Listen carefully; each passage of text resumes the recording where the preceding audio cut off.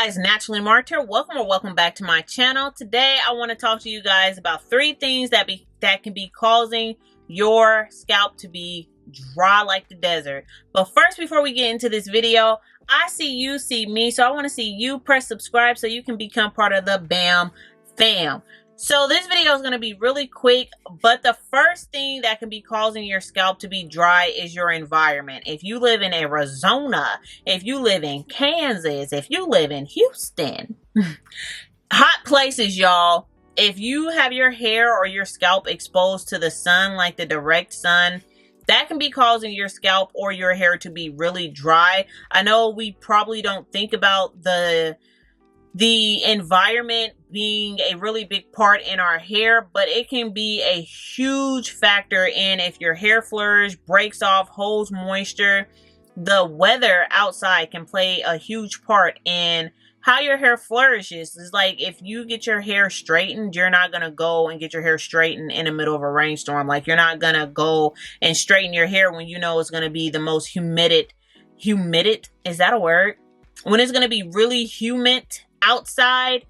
A lot of us black women don't go get our hair straightened because we know that our hair is going to revert. So you got to think about the sun drying up your scalp if your scalp is exposed, or if the sun is always directly beaming on your head. This can be causing your hair to be dry and your scalp to be dry. So the next thing, if you're like a really sensitive person, like on the inside, not sensitive like, oh my god, I'm gonna cry because my feelings is hurt, but like your body, what you put in your body plays a huge role in your hair or your whole, just the whole function of your body. You need to look at your diet. Your diet can be causing your hair to be dry and your scalp to be dry. If there is something wrong with your body, the first thing that you probably should look at is, what is my diet looking like and what is my water intake looking like?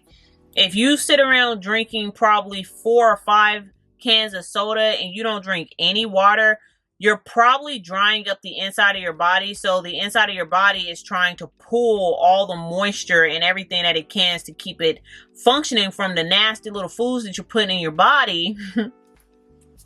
Y'all didn't need it, but I'm just saying though, it's like you gotta watch what you're putting inside your body so that you can get the best results out of your hair. Like you don't want to just try to put products on the top of your hair, but what you're putting in your body is not good. So you need to make sure you're drinking water, enough water, especially if it's hot outside. You need to be drinking water, and you also need to make sure that you're getting some type of vegetables in. If you only like spinach, then eat spinach. If you only like broccoli, then only eat broccoli, because that's what I like. I don't like a whole bunch of vegetables, but I get what I can in when I can.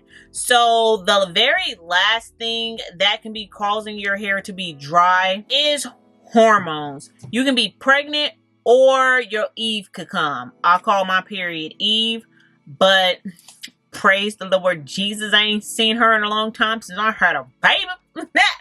Hey, since I had a baby, I haven't seen her. That's a whole nother video though. But and no, I'm not pregnant. But you guys, Eve, which is your period, if your hormones change and if you notice that your scalp gets really flaky, like maybe a week before your Eve come, or else if you're pregnant, your hair can change, like the whole chemistry of whatever. Like it's just amazing how women's bodies are.